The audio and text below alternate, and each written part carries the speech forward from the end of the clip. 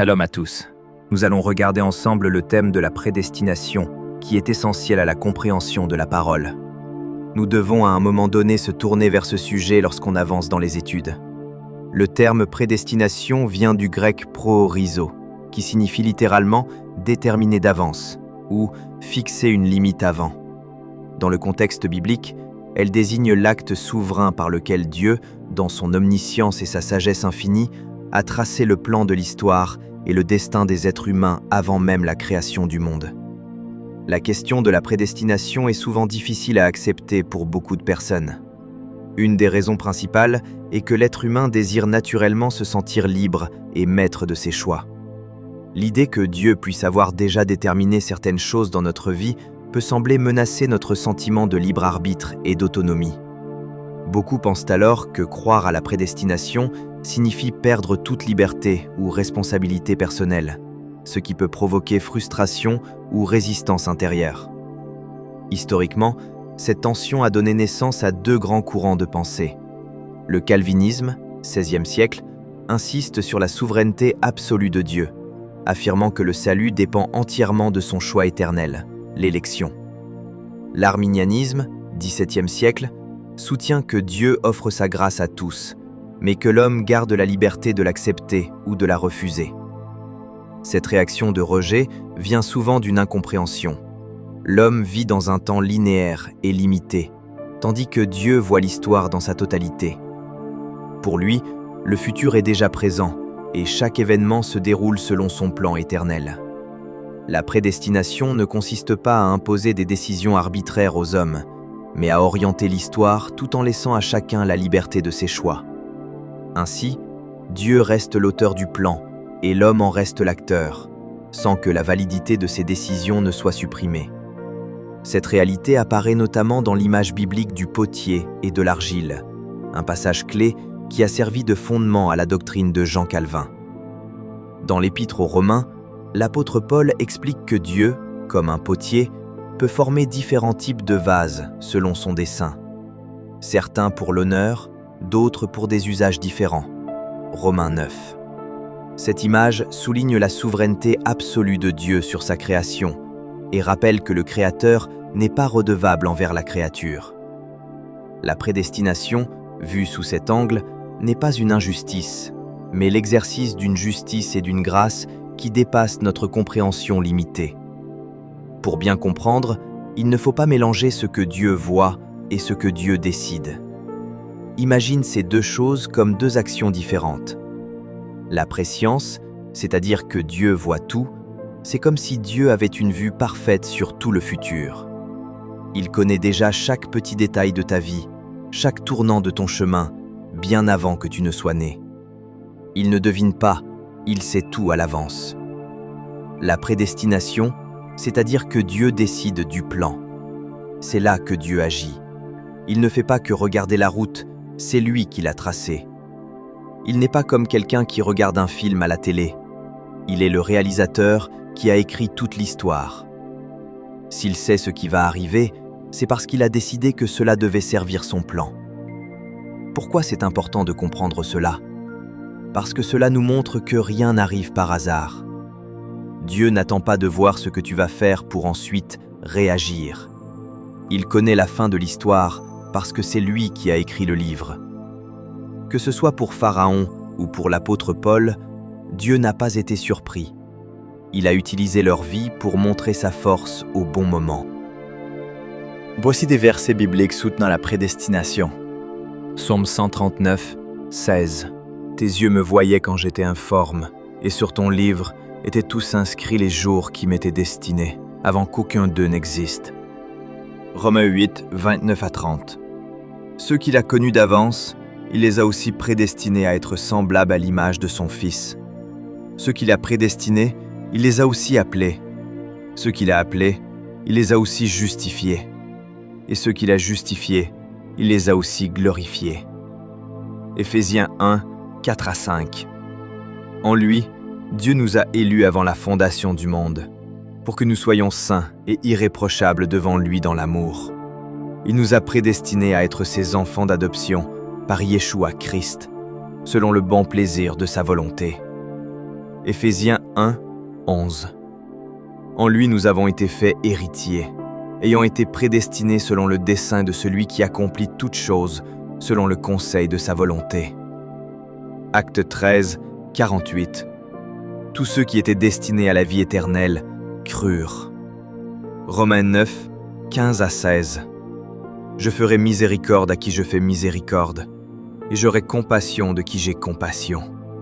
Ainsi donc, cela ne dépend ni de celui qui veut, ni de celui qui court, mais de Dieu qui fait miséricorde. Romains 9, 18. Il fait miséricorde à qui il veut, et il endurcit qui il veut. D'autres versets utilisés pour soutenir cette idée, Jean 6, 44. Nul ne peut venir à moi si le Père qui m'a envoyé ne l'attire. Jean 6, 65. Nul ne peut venir à moi si cela ne lui a été donné par le Père. Jean 15, 16. Ce n'est pas vous qui m'avez choisi, mais moi je vous ai choisi. 2 Timothée 1, 9. Dieu nous a sauvés et nous a appelés par une sainte vocation, non à cause de nos œuvres, mais selon son propre dessein et la grâce qui nous a été donnée en Yeshua Christ avant les temps éternels. 1 Pierre 1, 1 à 2. Aux élus, selon la prescience de Dieu le Père. Éphésiens 2, 10. Les bonnes œuvres que Dieu a préparées d'avance, afin que nous les pratiquions. Jérémie 1, 5. Avant que je t'ai formé dans le ventre de ta mère, je te connaissais. Et voici des versets utilisés par ceux qui défendent le libre choix humain. 1 Timothée 2, 3 à 4. Dieu veut que tous les hommes soient sauvés et parviennent à la connaissance de la vérité. Jean 3, 16. Dieu a tant aimé le monde qu'il a donné son Fils unique, afin que quiconque croit en lui ne périsse point, mais qu'il ait la vie éternelle. Ézéchiel 18, 23. Est-ce que je prends plaisir à la mort du méchant, dit le Seigneur? N'est-ce pas plutôt qu'il change de conduite et qu'il vive? Le calvinisme insiste sur la souveraineté absolue de Dieu. Dieu choisit selon sa volonté qui sera sauvé, élection, et peut ordonner l'histoire sans que le libre arbitre humain annule son plan. Cette perspective met en avant la puissance divine et la certitude que tout concourt au dessein éternel de Dieu.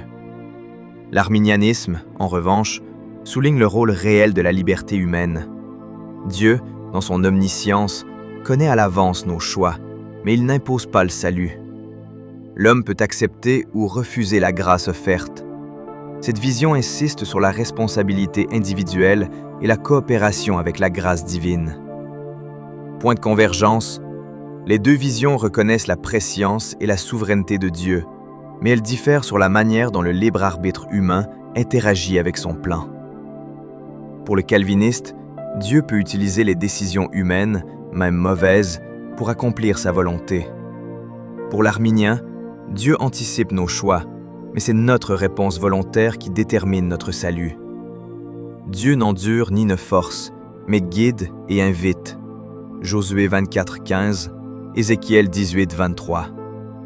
Ainsi, plutôt que de s'opposer frontalement, ces deux perspectives peuvent s'enrichir mutuellement. La calviniste montre la grandeur et la prévoyance divine, tandis que l'arminienne rappelle l'importance de notre engagement et de nos choix dans le plan de Dieu. Deux exemples bibliques frappants illustrent cette tension entre prédestination et libre arbitre. Judas Iscariote et la trahison de Yeshua. Bien avant la naissance de Yeshua, la Bible prophétise que le Messie serait trahi par un ami proche pour une somme précise d'argent. Psaume 41, 9, Zacharie 11, 12. Judas a grandi et a fait des choix libres, mais son acte de trahison a été utilisé par Dieu pour accomplir la crucifixion et la rédemption de l'humanité. Cela montre que Dieu intègre même les mauvaises actions humaines dans son plan éternel. Joseph vendu par ses frères. Joseph a été vendu par ses propres frères en esclavage. Genèse 37. Cet acte de trahison et de violence humaine aurait pu être une tragédie totale.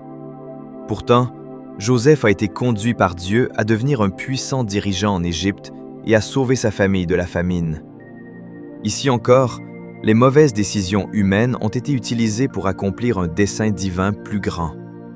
Ces exemples montrent que la prédestination n'annule pas le libre arbitre, mais que Dieu peut prévoir et utiliser les choix humains pour réaliser ses plans parfaits.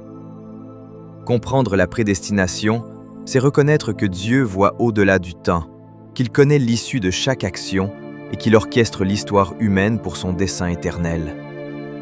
Dans Romains 9 et 11, Paul aborde directement la question que beaucoup se posent. Dieu est-il injuste en choisissant certains et en permettant d'autres d'être endurcis? Sa réponse est claire. Dieu agit selon sa souveraineté et sa justice parfaite, même si nous ne comprenons pas toujours ses décisions. Dans Romains 9, Paul explique que Dieu a le droit souverain de choisir selon sa volonté.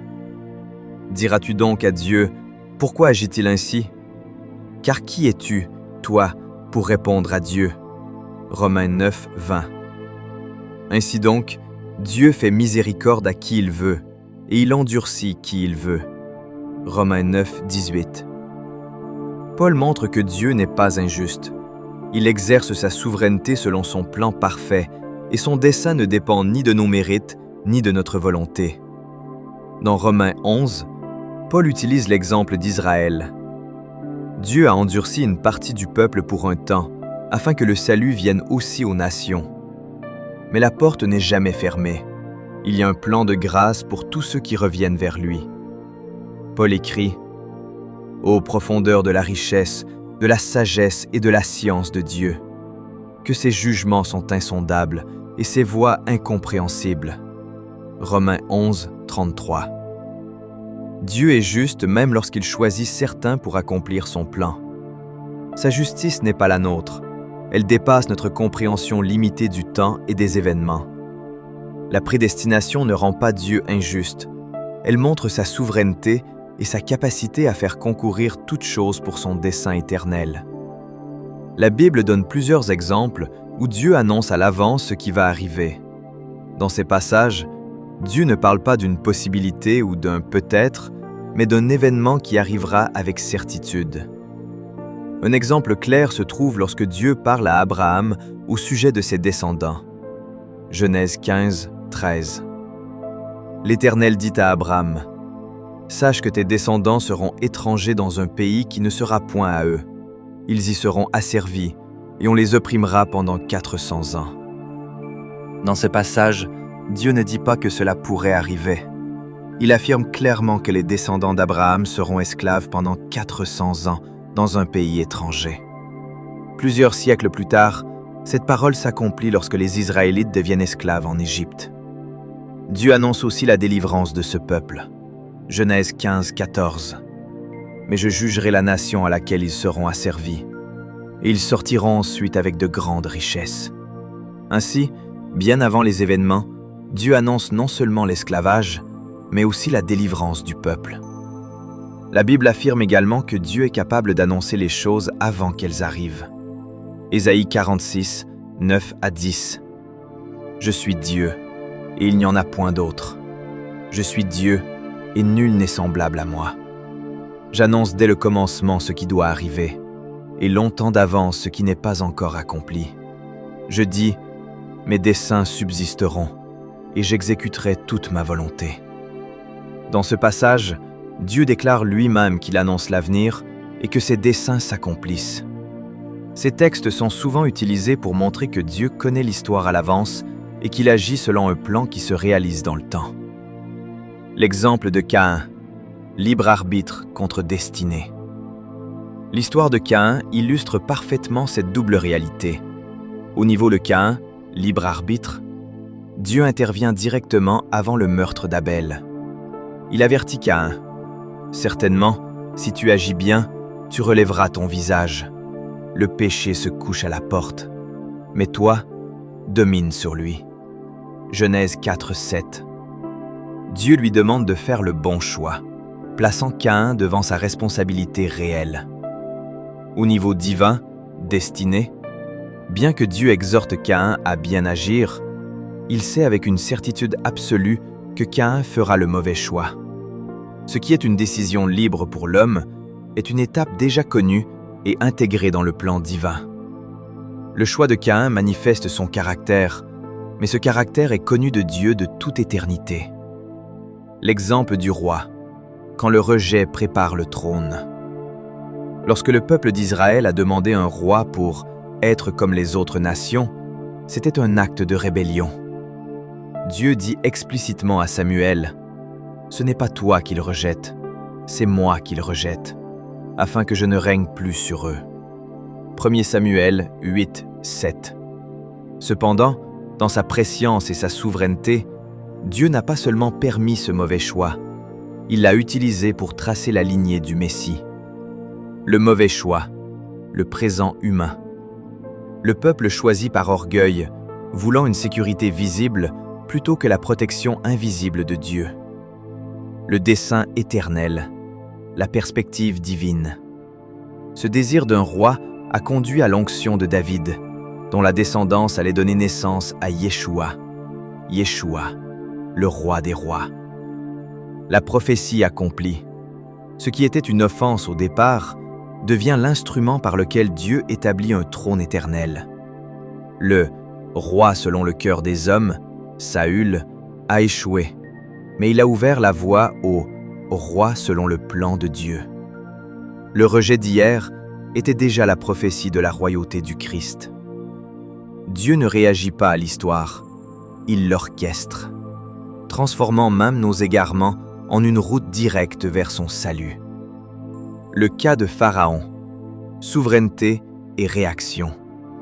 Dans l'Exode, et selon le commentaire de Paul dans Romains 9, Pharaon n'est pas un homme à qui Dieu aurait proposé le salut. Il est présenté comme un instrument suscité, placé là par Dieu pour un rôle précis. Suscité pour la puissance. La Bible dit « Je t'ai suscité à dessein pour montrer en toi ma puissance. » Romains 9, 17. Dieu n'a pas attendu de voir comment Pharaon allait réagir. Il l'a établi comme roi avec son caractère obstiné afin qu'il s'oppose à lui. Cette opposition était nécessaire pour que les miracles de Dieu éclatent aux yeux de tous. L'endurcissement souverain. Le texte affirme « Il fait miséricorde à qui il veut, et il endurcit qui il veut. » Romains 9, 18. Ici, il n'est pas question de retrait de grâce, mais d'une action directe de la souveraineté de Dieu. En créant les ténèbres, Ésaïe 45, 7, dans le cœur de Pharaon, Dieu confirme ce dernier dans sa rébellion. Le vase de colère. Paul utilise l'image des vases de colère formés pour la perdition. Romains 9, 22. Pharaon est l'exemple type de l'homme que Dieu utilise non pas comme un objet d'amour, mais comme un objet de justice. Son rôle était de résister pour que la gloire de Dieu brille à travers son échec total. L'exemple de Paul, l'apôtre lui-même. L'apôtre Paul est sans doute le meilleur exemple de prédestination positive. Avant la naissance. Dans Galates 1,15, Paul écrit « Mais lorsqu'il plut à celui qui m'avait mis à part dès le sein de ma mère et qui m'a appelé par sa grâce. » L'ironie divine. Alors que Paul, Saul, pensait servir Dieu en persécutant les chrétiens, il suivait en fait une trajectoire que Dieu avait déjà tracée. Dieu n'a pas attendu que Paul devienne gentil pour le choisir. Il l'a choisi alors qu'il était l'ennemi numéro 1 de l'Église. La volonté irrésistible. Sur le chemin de Damas, la volonté de Paul a été submergée par la lumière divine. Paul ne pouvait plus nier la vérité. C'est l'exemple parfait où la souveraineté de Dieu vient chercher l'homme là où il est pour accomplir un destin fixé bien avant sa naissance. Le cas de Hazaël, l'annonce de l'horreur, la prophétie. Élisée se met à pleurer devant Hazaël. Quand celui-ci demande pourquoi, le prophète répond « Je sais le mal que tu feras aux enfants d'Israël. Tu tueras leurs jeunes gens par l'épée. » La réaction humaine, libre arbitre apparent. Hazaël est choqué et répond « Mais qu'est-ce que ton serviteur, ce chien, pour faire de si grandes choses ?» il ne se voit absolument pas capable d'une telle cruauté. L'accomplissement, prédestination/prescience. Le lendemain même, Hazaël étouffe son roi avec une couverture mouillée, prend le pouvoir et devient effectivement le tyran cruel qu'Élisée avait décrit. L'exemple de Hazaël nous enseigne que la prédestination n'est pas une contrainte imposée par Dieu, mais la lecture divine d'une liberté humaine qui s'accomplit. Dieu ne force pas l'homme à agir. Il se contente de voir, depuis l'éternité, le moment où la volonté de l'homme rejoindra enfin son destin. L'objection de Job. La réponse du Créateur à l'impuissance humaine. Face à la doctrine de la prédestination, beaucoup soulèvent une objection légitime. Si Dieu a tout tracé, mon libre arbitre est-il une illusion? Ne suis-je qu'un pion impuissant? Cette lutte intérieure est celle de Job, qui, plongé dans l'incompréhension de son propre destin, finit par demander des comptes à l'Éternel. La réponse de Dieu est unique dans la Bible. Il ne donne pas d'explication logique, mais il confronte l'homme à sa finitude par des questions qui replacent chaque chose à sa place. Où étais-tu quand je jetais les fondements de la terre?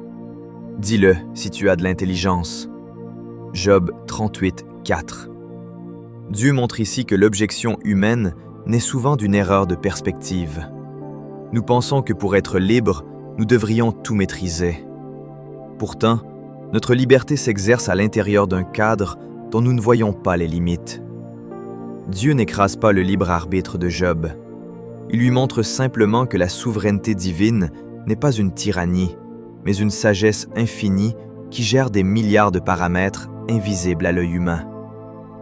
Est-ce par ton intelligence que l'épervier prend son vol et qu'il étend ses ailes vers le midi? Job 39, 26. Si l'homme est incapable d'expliquer les mystères les plus simples de la nature, comment pourrait-il juger la manière dont Dieu orchestre l'histoire et le salut? La prédestination n'est donc pas une prison, mais la garantie que notre vie n'est pas livrée au hasard. En s'humiliant, Job nous enseigne que la paix ne vient pas de la compréhension totale de notre destin, mais de la confiance en celui qui en est l'auteur. Je reconnais que tu peux tout et que rien ne s'oppose à tes pensées. Job 42, 2. L'impuissance que nous ressentons n'est pas une perte de liberté. C'est l'invitation à abandonner notre volonté propre entre les mains d'un Créateur dont la justice et la vision dépassent infiniment les nôtres. Comme Job le conclut, la véritable liberté commence là où s'arrête la prétention de vouloir tout contrôler. Mon oreille avait entendu parler de toi, mais maintenant mon œil t'a vu. Job 42, 5. Imaginons un homme qui regarde un film pour la 100e fois. Il en connaît chaque seconde, chaque parole et chaque rebondissement. Cet homme est aussi le réalisateur. Il a conçu l'œuvre, il sait tout, et il est intervenu directement pendant le tournage. Les personnages à l'intérieur du film avancent dans l'intrigue, font des choix et tombent parfois dans des pièges. Mais le réalisateur, lui, est totalement extérieur à leur temps. Le film suit une suite logique d'événements menant nécessairement à la fin prévue. Ceux qui regardent le film pour la première fois ne savent pas ce qui va arriver. Ils ont l'impression que les décisions des personnages sont imprévisibles et construisent la conclusion au fur et à mesure. En réalité, les choix des personnages sont intimement liés à l'identité et au caractère que l'auteur leur a donné dès le départ. C'est leur propre nature qui les pousse à prendre une bonne ou une mauvaise décision.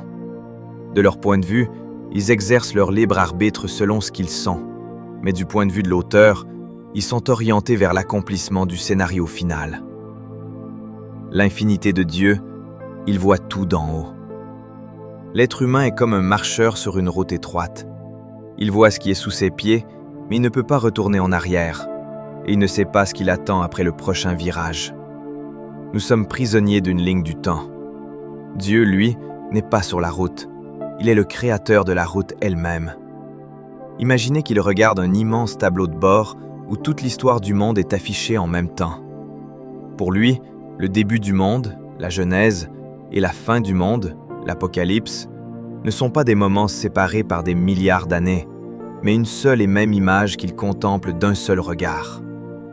Il n'attend pas que le futur arrive, il y est déjà présent.